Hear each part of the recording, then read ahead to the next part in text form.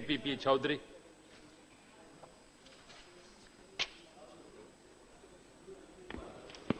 Thank you very much, sir, for affording me an opportunity to participate in the debate on the Commercial Courts, Commercial Division and Commercial Appellate Division of High Court Bill 2015. I rise here to support the bill. Sir, this bill is in fact a need of the hour, and by this bill, as on today, because they all type of the commercial dispute, despite the fact that the cause of action arose in our country, but some of the disputes are being resolved outside the country. So by this bill, it will improve the faith of investor in legal culture of the nation, improve the international image of the Indian justice delivery system, and consequently, it will accelerate the economic growth of the country. In globalized economy and the international trade, because the commercial disputes have increased to a large extent, and we need specialized courts for this purpose. All over the world, the specialized courts have been set up, and we are far behind for setting up the specialized courts. And I would like to name some of the countries. So far the United Kingdom is there. It was in the 80s. They have set up the specialized courts. And apart from that, in at least 17 countries of the world, they have set up the specialized commercial courts. And these commercial courts are dealing with the commercial, not only the domestic disputes, but they are also dealing with the international disputes. I would like to name Singapore and Dubai, where not only they are dealing with the domestic disputes, but they have set up the commercial courts of such a nature for resolution of the commercial disputes, and they are being treated as a commercial dispute resolution hub. Now in Singapore International Commercial Court, which started basically recently in 2015, and in this court, not only the judges of that court, even the judges from the outside are being appointed to participate in the justice delivery system. And the lawyers from the abroad are also being allowed to argue the cases before this court. And in case of Dubai, International Financial Center Court, it also decided cross-border disputes. And so far India is concerned, sir, we are far behind in it. And in our judicial system, justice delivery system, the delay is being caused. In legal parlance, it is well known saying that the justice delayed is justice denied, but at the same time it is that the justice hurried is justice buried. But the second part of it is we are not finding in our country, almost in all the courts, if we see the pendency of the cases almost in subordinate and high courts, about 3 crore cases are pending. So in India, we take at least to decide the commercial disputes, the other cases are, I am not talking about the other cases, to decide the commercial dispute as on today, average 4 years time is being taken, whereas in other part of the world, just like in Singapore, only 5 months are being taken. But by this bill, I congratulate Honorable Law Minister that the 6 months time have been provided to dispose of the matter, and it will certainly attract the investment in the country, and the FDI will also be increased. It will also instill the confidence in domestic as well as the foreign investors. The Law Commission also in its report feared about the delay in adjudication in court, and that amount to breach of India's obligation under bilateral and multilateral investment treaties. In India, so far the civil disputes are concerned, if we count only the 5 high courts where the original jurisdiction is there, 51.7% civil cases are pending, and 51.7% are civil cases in high courts where the original jurisdiction is there.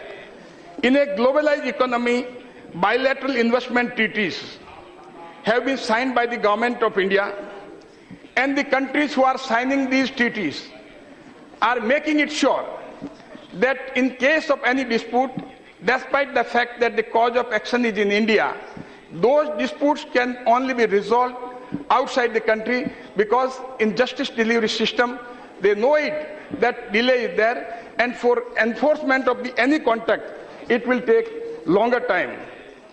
The commercial courts are proposed to overcome the delay in judicial process, and so far the Government of India is committed to create an FDI-friendly environment to attract more foreign investment in economic growth of the country. In the Ease of Doing Business Report 2015 of the World Bank, India has slipped to 142 out of 189 countries.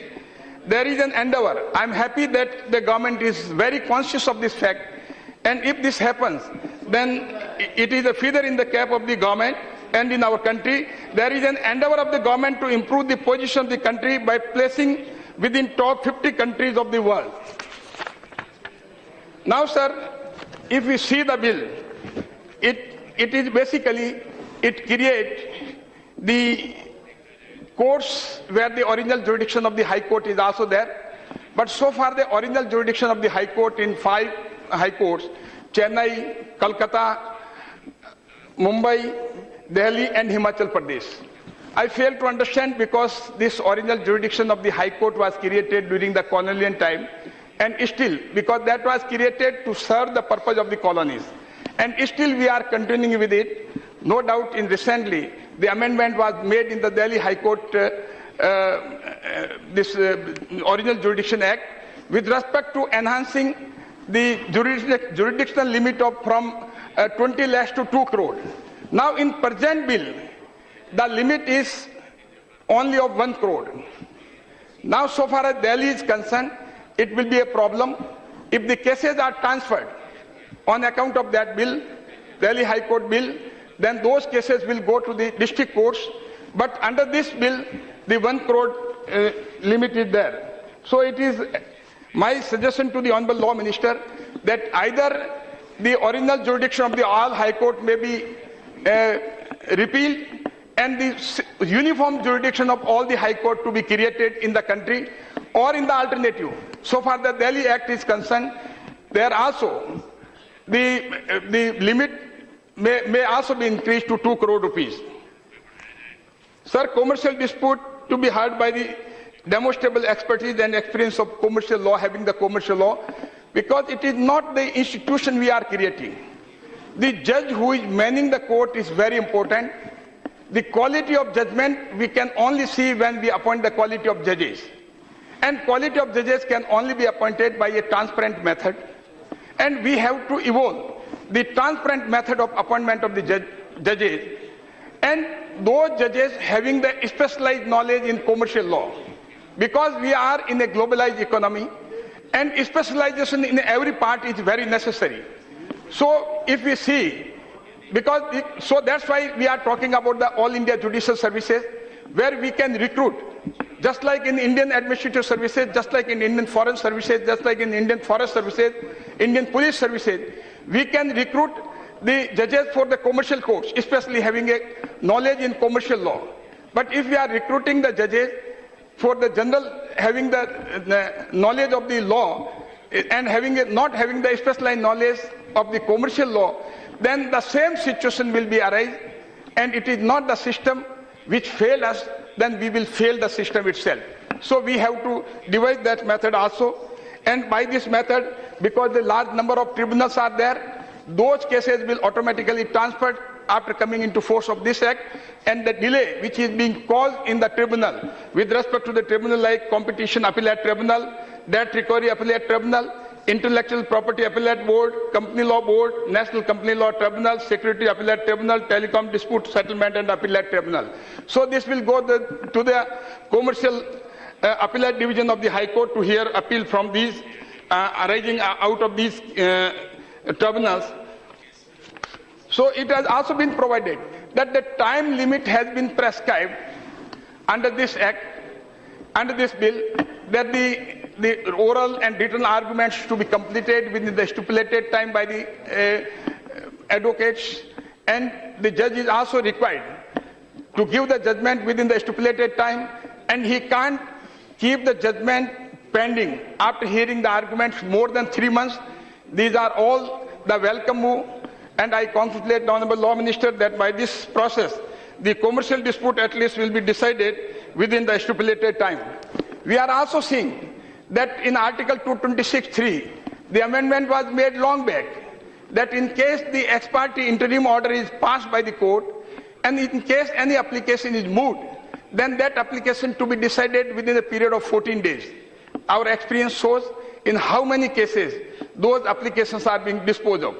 So it is not the law, it is the implementing agency at the same time to be taken care of it. So enforcement is also a very important aspect of the matter. No doubt in the present case, by this bill, no provision has been made to file any appeal or further proceeding against the interlocutory order made, because there is not a final adjudication, and in case such type of provision is there, then it will certainly delay the process for disposal of the cases, because the very purpose for disposing the cases within a period of 6 months will be frustrated. Apart from this, in advanced countries like European countries, developed countries in America, where procedure of pre-litigation mediation, even party approaching any process of court, they can have a pre-litigation mediation, and 75% cases are resolved by this process.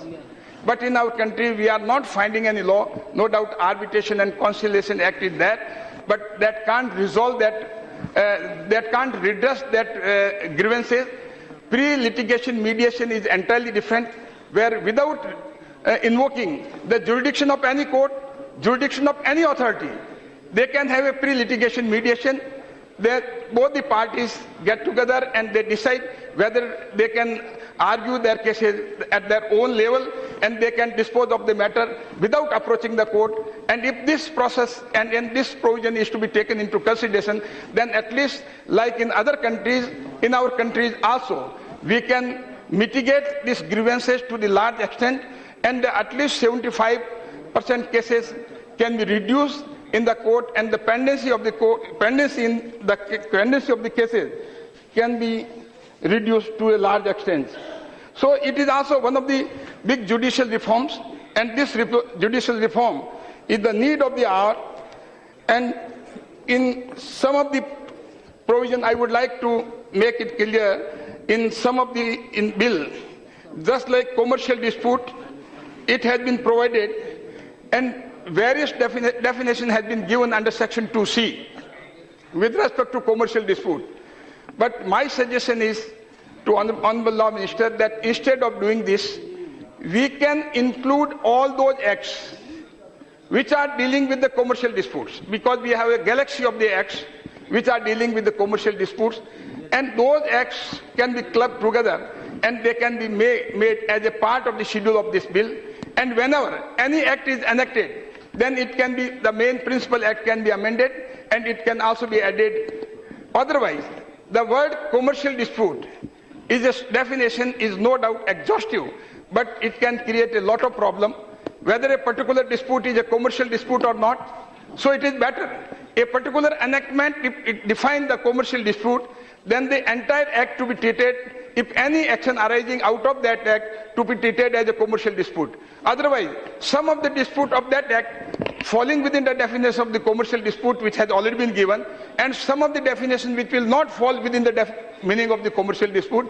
So it is my suggestion to the Honorable Law Minister that the word commercial dispute has already been defined, but it again needs review, and not only this, that it may include the schedule along with the bill, including all the acts. Then, since we are creating these courts, these are the new courts, so on pilot basis, we have to establish the commercial courts. Otherwise, the cases will be transferred from various tribunals and various. So now question is whether we are required to transfer those cases which are pending with various courts, with various stages. Some of the cases may be at advanced stages of hearing, some of cases may be very old. So all the cases are transferred together. The system itself may be crumbled. So we have to take into account that whether the establishment of the commercial on pilot basis, we have to establish the code. And not only this, we have to create the educate fund and state-of-art infrastructure and human resources, including judges and staff. So this is to be taken care, otherwise the very purpose for enacting this act will be a futile exercise. So all these to be taken into consideration. And so far the pecuniary jurisdiction of this original High Court is concerned, I have already stated that it is because it will create a basically chaotic situation. So far the Delhi High Court is concerned, where the original jurisdiction of the High Court is 2 crore, and in the present case it is only 1 crore. So below 2 crore, all the cases from the Delhi High Court shall be transferred to the district courts. But herein, by this act, the jurisdiction is having of 1 crore, all the cases having above 1 crore will be transferred to the High Court. So how to resolve this controversy, it is to be taken care of it. So far the appointment, this in the official appointment amendment is there. So appointment of the judges in the original bill, that so far the appointment of the judge in the commercial court is concerned to be made by the High Court.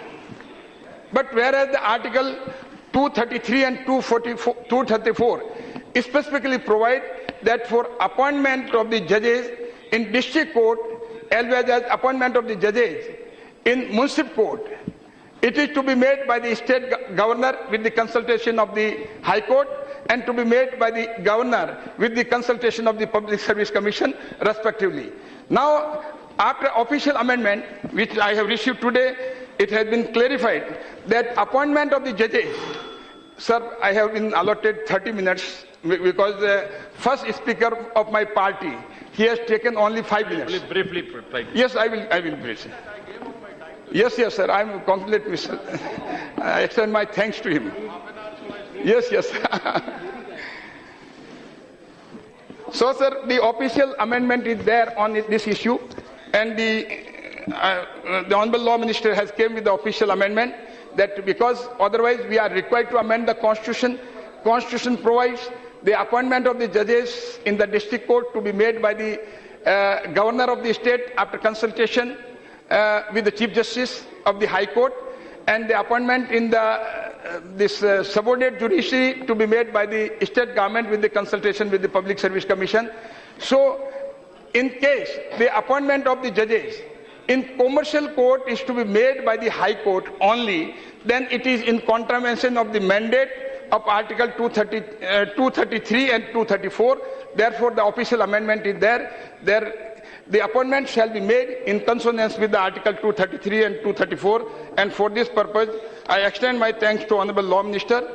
And so far as the specialized courts, not only in commercial, for disposing the commercial litigation and commercial disputes, the time has come, because we are having the specialized professors, we are having the specialized doctors. Why not we are having the specialized courts in our country? If we are having the specialized courts, then our justice delivery system will also be at international level, and the FDI will also increase, and consequently the economy of the country. So far the criminal justice and civil, because this in commercial courts we have to spend huge amount of money. And for whom? Because the arguments also came that these are the disputes for deciding the disputes with respect to the big company in case of domestic disputes, and in case of at international level also big companies are there for resolving the disputes. And who is paying? Why government should pay? Why it should be at the cost of the public exchequer? So we have to make the distinction between criminal justice delivery system and civil justice delivery system. So far the criminal justice delivery system is concerned, it is a sovereign duty of the government. But so far as civil justice delivery system is concerned, it is a service rendered by the government. So for the service, the government should be compensated suitably, and for this purpose, a professional cost accounting wing should be established in every high court, and for the particular and they should assess how much amount to be charged and how much court fee is to be levied from a particular litigant, or in overall a common the court fee is to be fixed for this purpose. So, and in case of also the adjournment. So far in our country, we know we are coming from the, I'm also coming from the legal, lawyers fraternity, so I know the adjournment part is concerned. So the adjournment part, no doubt it has been curtailed and taken care, and the cost is also provided, but there must be, cost has not been provided, but cost should be provided for seeking adjournment, and it should gradually increase. For the first adjournment, a particular cost, and thereafter for second, third and fourth, it should increase gradually. So it should work as a deterrent for those persons who are seeking adjournment and adopted the delaying practice. Sir, about this, the case, this not only this because we can enact the law, but at the same time, the enforcement is equally very important. Article 145, 227 and 229 provides Supreme Court and High Court to frame rules subject to the law made by the Parliament or state legislature respectively. So the Supreme Court and High Court are required to provide in the law with respect to the case management, cost management and time management. All these factors to be taken into consideration, then we can implement this law properly and instill the faith in the justice delivery system. Sir, now the arbitration, now conflict can also be there. So the Arbitration and Conciliation Act and commercial courts. So the choice should be given to the litigant. If you approach arbitration and thereafter you are coming to the commercial court, but in case you approach the arbitration, then the sunset clause should be there. Then it should come to an end, because the arbitration is choice of the litigant. And once you go there, then ultimately they should not be allowed to and permitted to touch the fountain of justice by way of approaching the commercial court. Otherwise it will again delay the justice delivery system. And whatever the verdict given by the arbitrator, that should be binding on it. Thank you very much, sir, for affording me an opportunity to participate in the debate.